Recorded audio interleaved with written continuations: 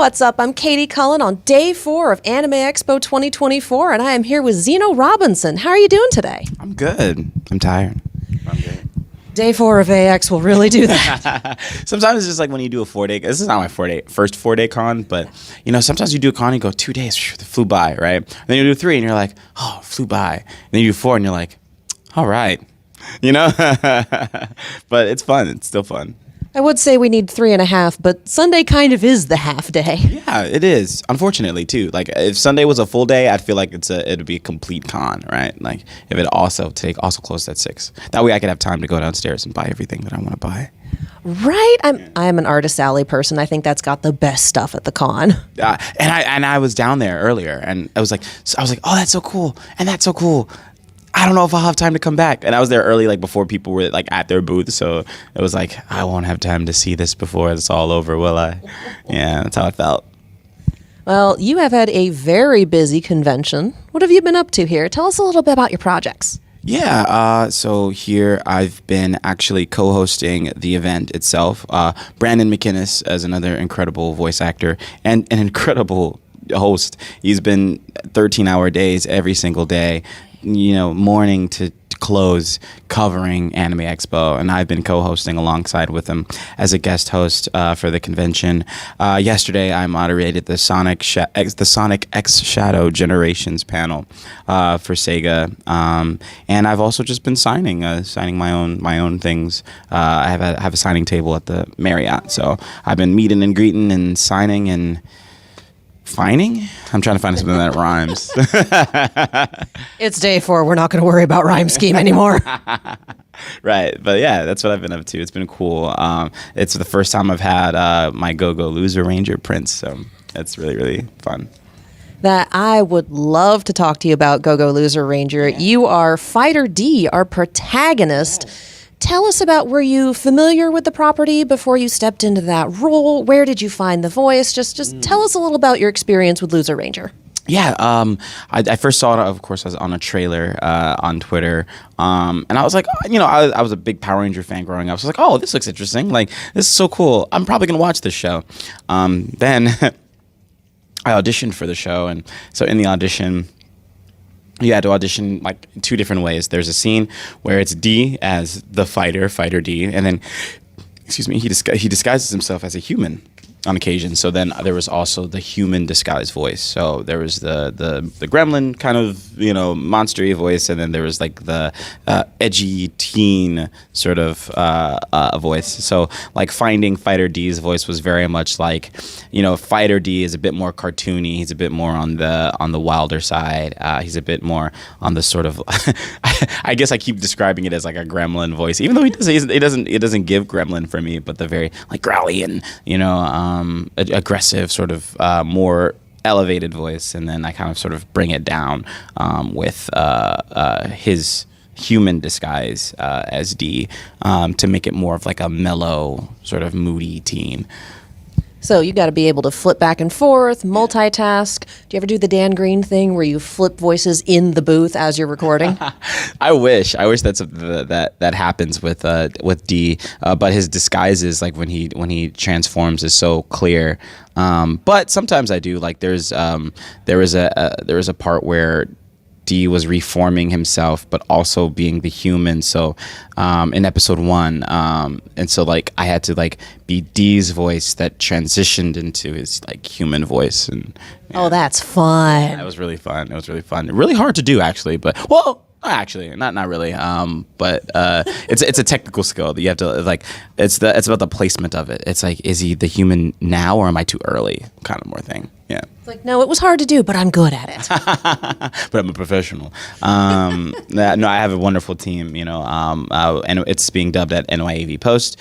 So my directors have been Michael Sinter-Nicholas and Stephanie Shea, and they've just been great about keeping me honest and holding me accountable and just pushing me and elevating the material. Awesome.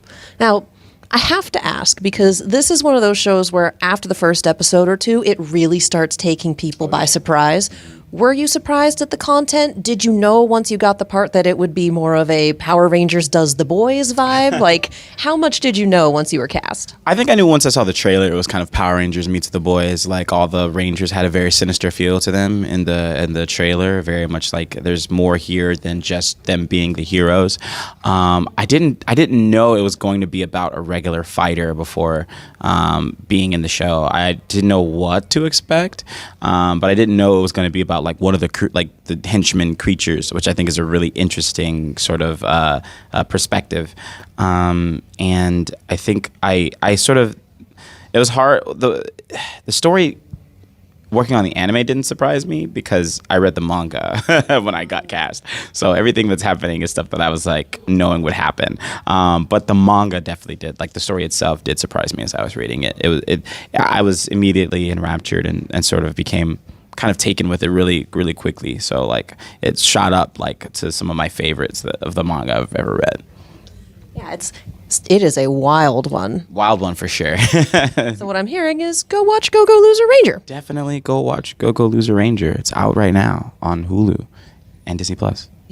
Go watch it.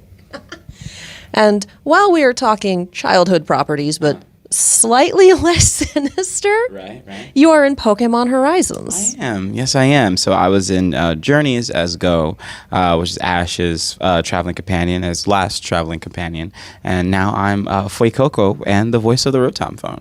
So whenever you hear the Rotom phone tell you what Pokemon it is, that's my voice, which is pretty cool, actually, now that I've said it out loud. Just realizing it, actually, right now. Like, I felt something. I was like, whoa, that's real. It's like, wait, I get to be the Pokedex for a new generation of kids. Like, literally, legitimately, that's what it feels like. So that's pretty cool. Yeah, and I think we had our first batch of episodes drop recently, and hopefully the next batch comes out soon. I never know when, but I'm hopefully soon. Hopefully people are enjoying the new story of Horizons. It sort of takes definitely a more like linear story approach than Journeys, but apparently people really like it. So I hope it has equally as much of an impact as Ash's Adventures does. That one, yes. Yeah. So, actually voicing a Pokemon this time around. Yes. How does the approach differ? Voicing a Pokemon, and I am not exaggerating even a little bit when I say this, is the hardest thing I've ever done in my entire career. Yes, it requires so much specificity. You have to sort of make up what the Pokemon is saying on the spot, and then it has to be said in Pokemon. It's so hard. And then like it's always keeping the voice and Lisa, my director, always keeps me honest about like she's like it didn't sound like Fuecoco there, or it sounded a little too much like a human there. So it's like that stuff like at first you go in like it's gonna be easy, all I gotta do is go pika pika. It's not how it works. So yeah, it has definitely been a challenge, but I think like as definitely like the first like maybe like handful of episodes, I was like, I'll leave every like record like that was work. I was working. But I think now like that I've got a kind of a handle on it and a handle on how Fuecoco sounds. It's been getting really easy, or not easy, but it's been getting easier for me, because now I'm like when I lock in, I'm like, okay, like I have to. This is what he's saying, and then that's how many flaps I have, and then I have to say it in those flaps, and then I have like knowing when to honor flaps, when to ignore flaps, all that stuff.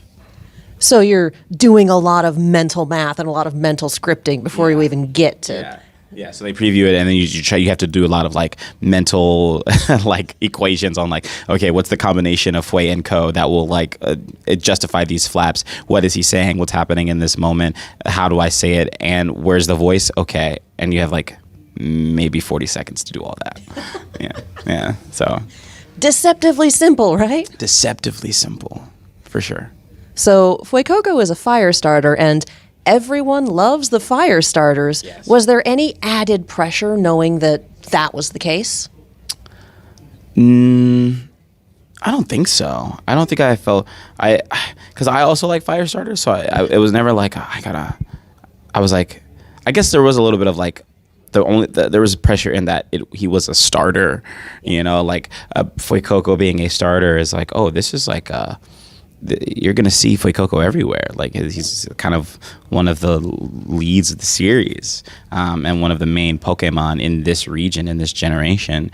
Meaning, like a lot of people will like sort of attach themselves to Fuecoco, and as well as like Fuecoco being sort of one of like the mascots for this region. So I think the fact that Fuecoco was a starter just at all was like really nerve-wracking.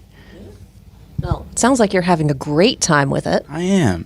It's fun. It's like Pokemon. They really treat me well, and I love working with Lisa, and I love working with the team. And so I was sort of sad that Journeys was over because Amanda didn't get to work with them anymore. And so they were like, oh, we'll probably work together in the future. But I'm glad, I'm glad we're just kind of keeping the ball rolling in a way. Yeah, just kind of keeping it going. Yeah. Pokemon is eternal, and it's good to be back at it. Yeah, like it is. Yes, Pokemon is eternal. I love that. I do want to know a little bit about the Rotom phone because sometimes Pokédex facts can be wild. Yeah. So I'd love to know what one of the wildest things you've had to say as the Rotom phone is. Has anything like stuck out to you? That's so funny because I'm trying to think if like there's ever been a time where I've been like, well, that's terrifying. I don't know. I can't think of it on the spot now. I think there was one where there was it was like what's that thing called in the Western movies where they go across the road, the crosswalk? Not the crosswalk. No, I'm not explaining this correctly. The tumbleweed. Oh yes. There's a tumbleweed Pokemon, and it's like part ghost, and so I think what happened is the spirit of a Pokemon inhabited tumbleweed and made that Pokemon, and I was like, how does that work? Which Pokemon? Yeah, so I think that was like the most interesting one so far. Where I was like, oh, okay, we're getting some sort of inner world lore here. I feel like they keep the really scary ones away from the show. Yeah. Like, this Pokemon kidnaps children. Yeah. This Pokemon was made from a lost doll. This Pokemon hugs people to death. Like, maybe we don't talk about them. Right. I feel like they reserve those for the games. They're like, yeah, just keep that in there. Yeah. The fun little Easter eggs for those of us who go looking. Yes. Oh, and how fun they are. Terrifyingly fun. That's good world building. There's always got to be something in there that's like, I'm sorry, what? Yeah, no, 100%. Like, sometimes when you stop and think about it, but even when we're recording the show, like, sometimes I'll look and I'll be like, that's actually horrifying, Like, I'll be like, if you think about that in a realistic sense. Like, have you seen Gengar's Gigantamax form? It's just like half of his body and a giant mouth. And so, like, that happened, and I was like, if I were in that crowd, I would be horrified. I wouldn't be cheering. I'd be like, oh my God, this is quite possibly the scariest thing I've ever seen in my life. I mean, but the crowd in world would be used to that sort of thing, They're just like, oh, it's Tuesday. We get to see giant Gengar. Right. Would they, though? Is there getting used to seeing giant Gengar mouth?